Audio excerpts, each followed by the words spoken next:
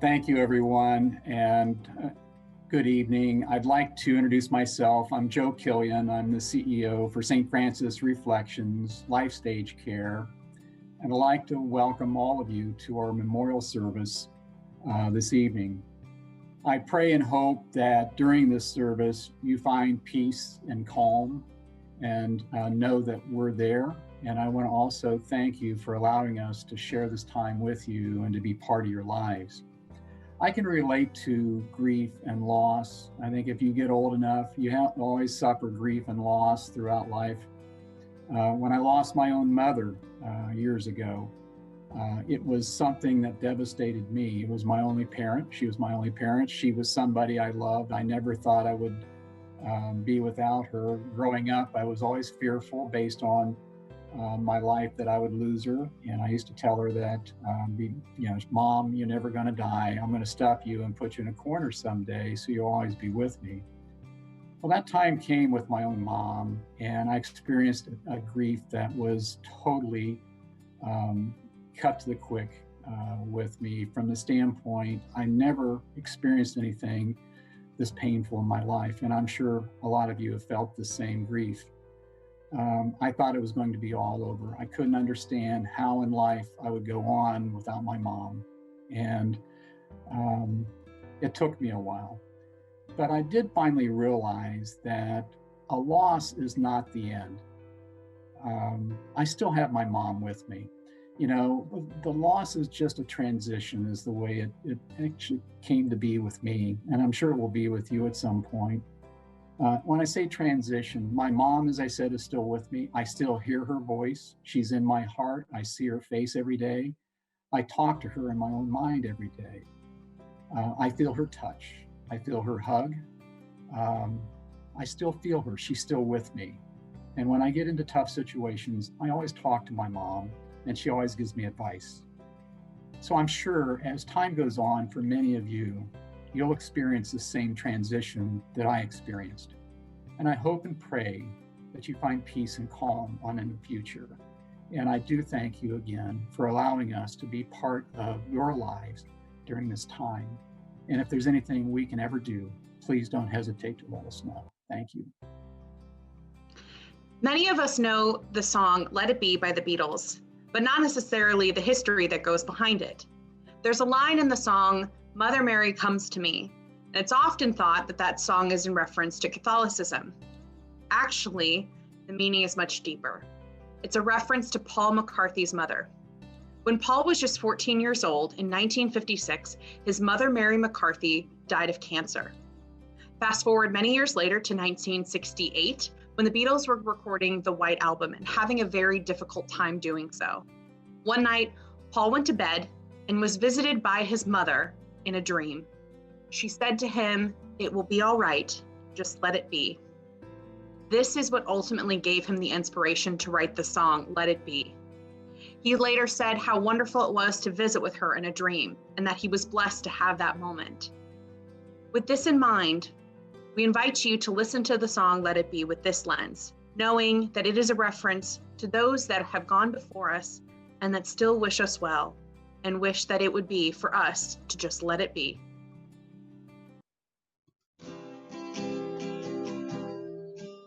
When I find myself in times of trouble, Mother Mary comes to me, speaking words of wisdom, let it be. And in my hour of darkness, she is standing right in front of me, speaking words of wisdom, let it be. Let it be, let it be, let it be, let it be. Whisper words of wisdom, let it be. And when the broken-hearted people living in the world agree, there will be an answer, let it be. For though they may be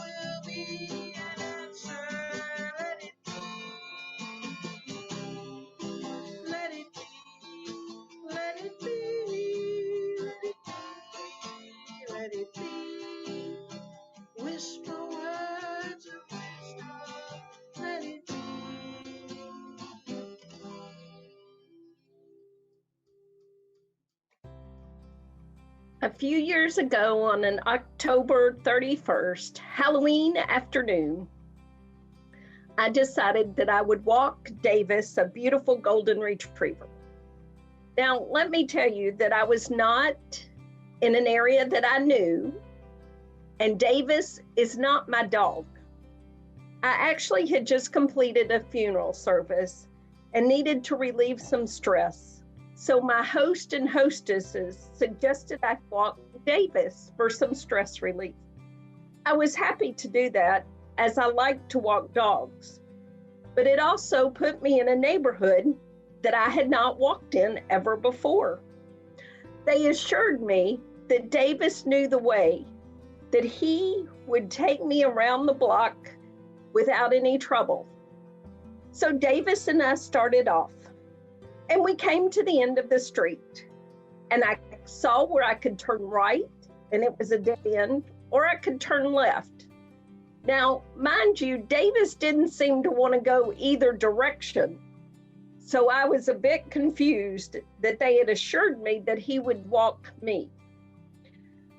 Anyway, since I saw the dead end, we made a left and we proceeded to walk. And we walked, and we walked. Now, I am here to tell you that we got lost. But the good news was, since it was Halloween, Davis and I were no means alone on the streets.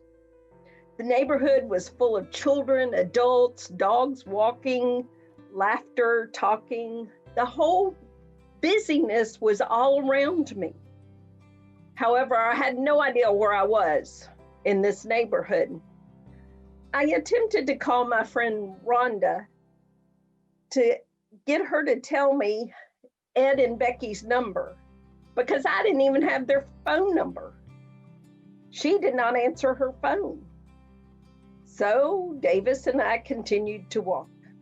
I couldn't even stop and ask all these people on the streets about Ed and Becky because I didn't even know what street they lived on.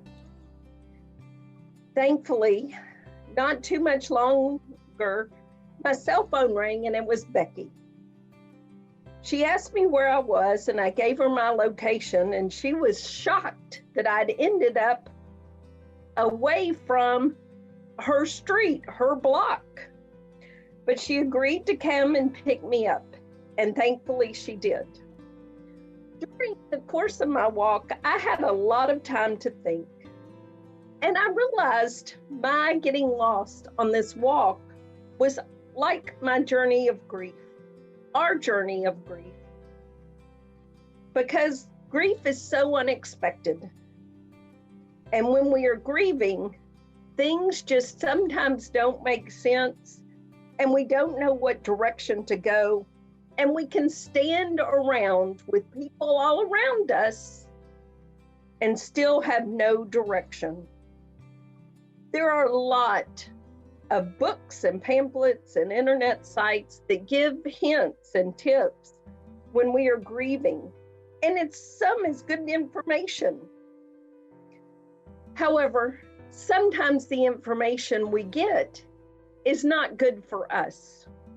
Because I want you to remember one thing. As you grieve, grief is an individual experience. Many people, all people, go through grief at one time or another. That is for sure. But everybody approaches grief differently. So even with the information given, there is still a lot of information that will only apply to you and your situation. And grief is a journey that some moments we must take alone, or with our dog or cat, or another pet perhaps. But there are times when grief allows us to go alongside with someone else. And no matter what, we still must remember that grief is an individual experience. So let's take a moment today to figure out this journey of grief. And maybe these few hints will help you, but if not, find some other way to grieve that's in a healthy way just for you. As noted grief expert and author of many books, Dr. Alan Wolfett says, the journey through grief is a long and difficult one. It is also a journey for which there is no preparation. No, we cannot pack what we know we will need on this journey of grief. It's one of those journeys that we pack as we go. And sometimes that's a scary experience within itself because we want control and we want to be prepared. And grief comes some days, some moments without any preparation at all. So think about this. The most important thing you can do while you are grieving is to experience the pain of grief. I know that's hard. And I know if you're like me, you don't want to experience any pain of any kind. But the best way to get through grief and to keep going, because you will always grieve, is to experience the pain. So how might you experience the pain? You will have your times where you will cry and be sad. There will be other times where you're bebopping through life. Like on the beginning of my walk with Davis, I was just happy to be walking. But then bam, that grief hits you again. The experts call that grief spurts or a grief burst. And they tend to come out of the blue when we least expect it and we think we're doing better or we're doing okay. But sometimes we're not. Or sometimes that memory just does hit us. I think about the time where I was sitting in Wendy's eating a Mandarin chicken salad. And I looked down at that Mandarin chicken salad and burst into tears. All because there were Mandarin oranges on that salad. And for that moment of that day, the grief hit me upside the head of missing my grandmother. She hated Mandarin oranges. But that's how grief bursts do. They come when we're least expected. We oftentimes think and react to grief like the character in the Tom Hanks movie, Sleepless in Seattle. When his character, Sam Baldwin, is asked, what is he doing after the death of his wife? He replies, some days it is all I can do to get out of bed and keep breathing. For some of us, the grief hits us like that. And some days it is all we can do to get out of bed. So I challenge you, if you're having those moments, to find someone to talk to with about your grief. We at St. Francis Reflections, of course, offer individual grief counseling, and we have many different types of grief groups. So if you want or to reach out to us, please do, and we can plug you in. We also know that conversation and talking to others is very important. Motivational speaker Zig Ziglar, wrote the importance of sharing your grief with others after the death of his daughter. He wrote, and I quote, I believe that great conversation is a priceless healer. We know that a broken bone needs attention, so does a broken heart. Talking is great broken heart therapy, unquote. So to heal the broken heart, not completely, because grief is never completely gone, but in helps of that healing, I challenge you again, find someone to talk with, find someone that'll walk that journey with you. If your grief is causing you to have a spiritual or faith crisis, I encourage you to go to talk to your priest, rabbi, pastor, or spiritual counselor, or some other forms of communication that aren't talking is journaling, writing, drawing, singing. I just encourage you to use your many gifts or talents to find a way to communicate your grief. let's think about it. We're continuing on our journey, our travels of this grief. And one of the ways that is unique, but can be very important to grieving the death of someone we really love, is to create a ritual. As I talked about October 31st being Halloween, and that brings us into November. I have created a ritual for my grief that has now been going on for 27 plus years. 27 years ago, my friend Stephanie died. And one of the things that I knew about Stephanie, everybody actually knew about Stephanie, was her love of yellow roses. She loved yellow roses, she shared with me, because they were the symbol, the rose of friendship. And she wanted to have many friends, which thankfully she did. So after Stephanie died, coming up on the first year of the anniversary of her death, I didn't know what I was going to do. I didn't know what to expect. I didn't know how I was going to feel. So that's when I created a ritual. So every November, on November 3rd or 4th, I go and buy yellow roses. Now, sometimes I choose to share my yellow roses with friends or a family member, or sometimes I keep the yellow roses for myself. It's my ritual. I get to decide what to do with it and how I want to remember Stephanie that year. So when you think about it, create a ritual. It's a personal thing. You decide, and therefore you can decide how you want to end the ritual if you ever decide you do. A friend of mine's family who experienced the death of their son, their brother, they plant a tree every year on the anniversary of his death. That way he is never forgotten. And then, as they shared, life goes on because they are planting a living thing. I think that's a beautiful sentiment. So think about it. You can do something that is all your own. Another woman shared with me that every year on the anniversary of her husband's death, she eats ribs because the ribs were his favorite meal, and that's what they would do together when he was alive. So she figures the best way to honor his memory is to go eat ribs. And the great part about that as well is sometimes she says, I feel up to having friends go with me, and sometimes I just want to eat the ribs by myself. Again, a ritual is personal. You can do it any way you want to do it, and it's still honoring the ones we love so much. Now, as I've already stated, and you already have heard, I am not much of a planner. So when I started off on my walk with Davis, I was fine. I thought Davis will tell me which way to go and which way not to go.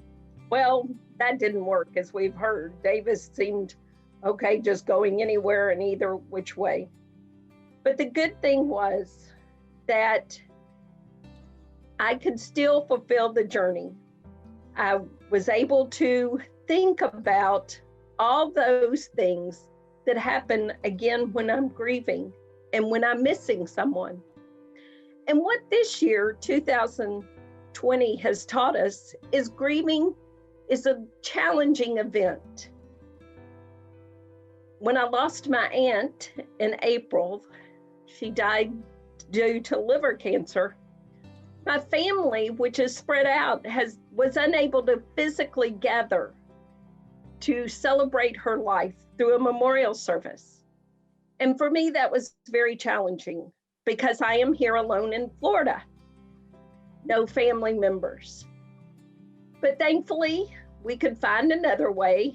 We did the Zoom funeral, the Zoom memorial service, and it did work out well in that people from all over could log on and share their stories of my aunt. So we heard some beautiful things about my aunt. But I know that it's challenging in this year.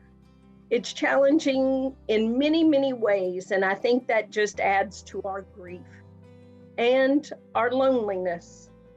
So again, even though it is very challenging, reach out, find someone to talk to, create a ritual, find yet another person who will walk on that journey with you.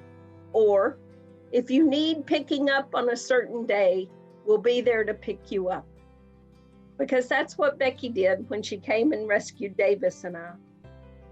No matter what, I recognize and I realize that as you grieve the loss of someone you love so very much, the thing to remember is we love that person so very much that I believe that that person would tell us to keep going in this life, even though it can be a daily, moment-to-moment struggle.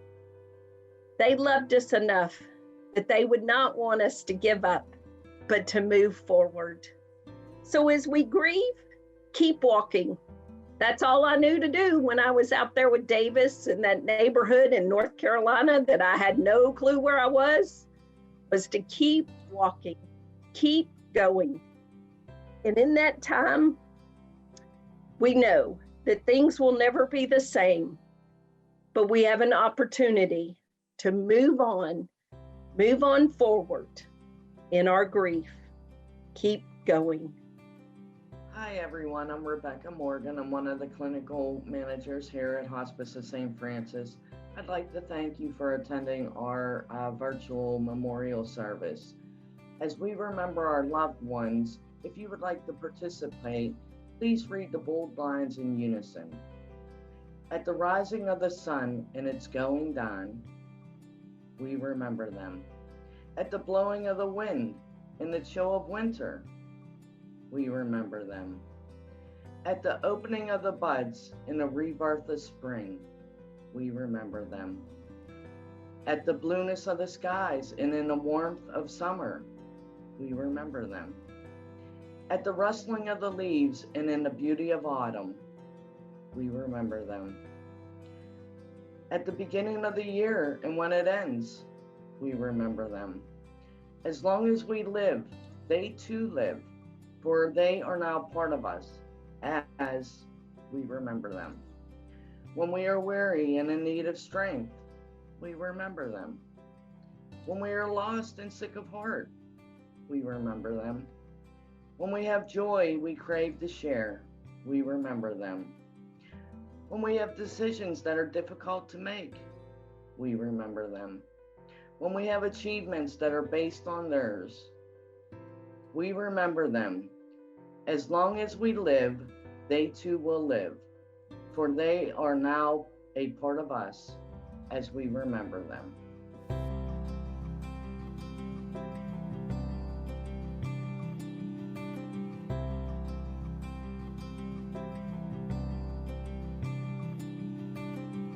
Anka Helga Humphrey.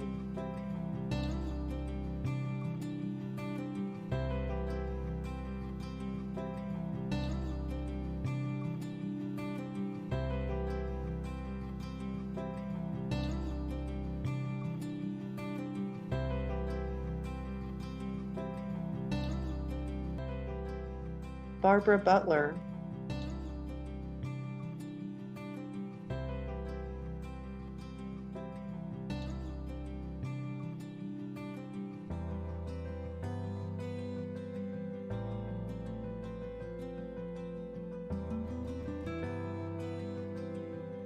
Gloria Hazen.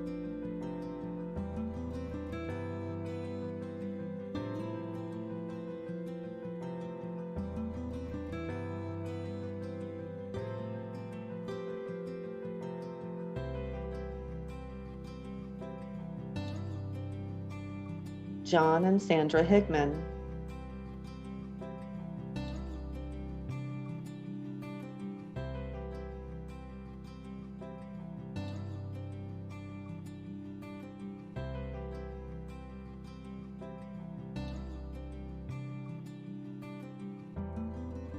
John McFarlane.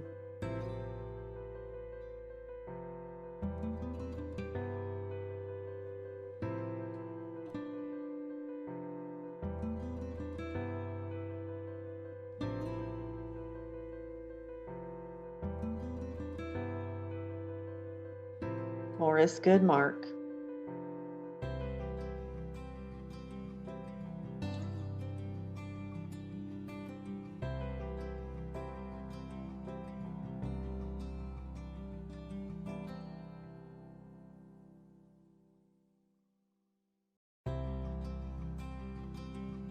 Patricia Kane Barano.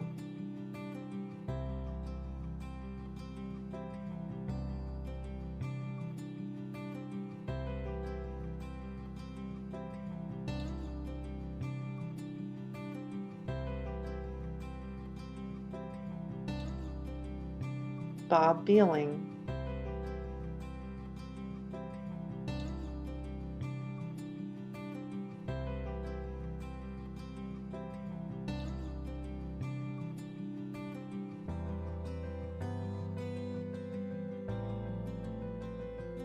Robert J. Brown.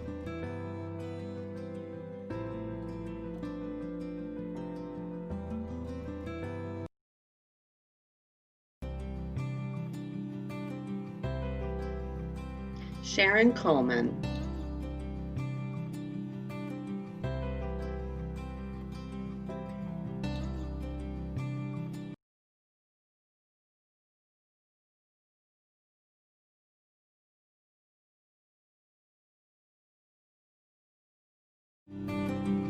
Sandra New.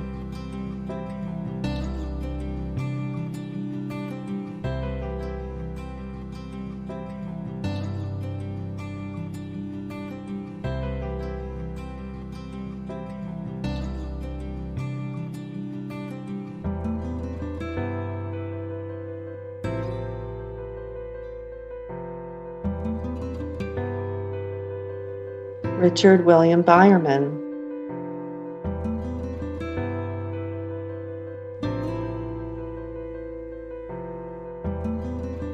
Peg Fulton.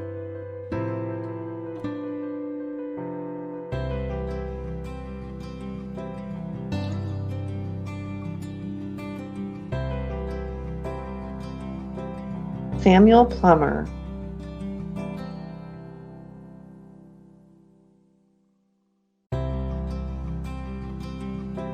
Kevin P. Short.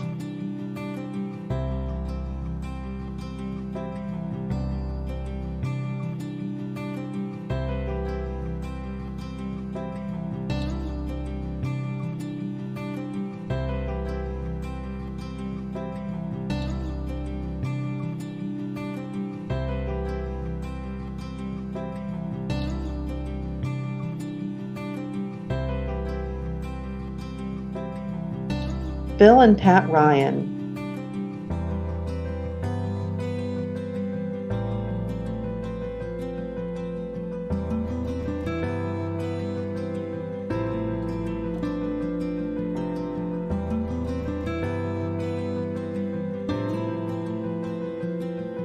Gene Schaefer.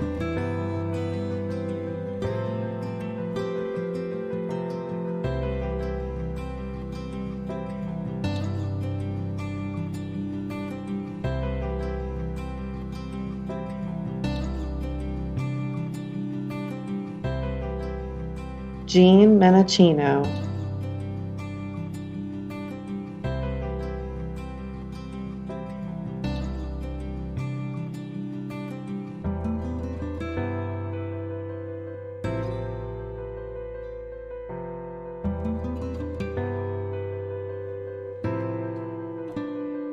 Janet Stenson.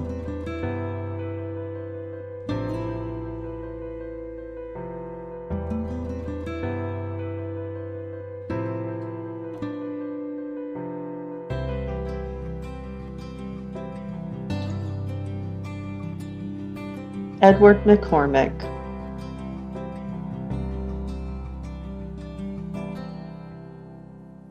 Judy Kroom.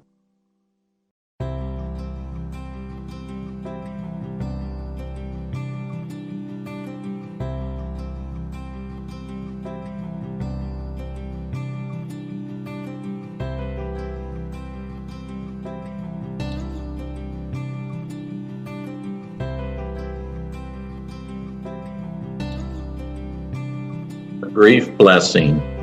May the sun bring you new energy every day, bringing light into the darkness of your soul. May the moon softly restore you by night, bathing you in the glow of the restful sleep in peaceful dreams. May the rain wash away your worries and cleanse the hurt that sits in your heart.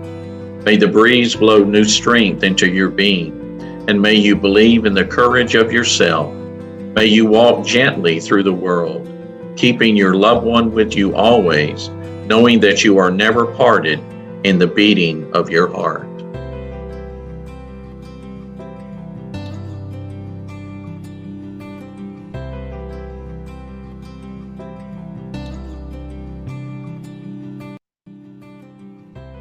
Grief blessing.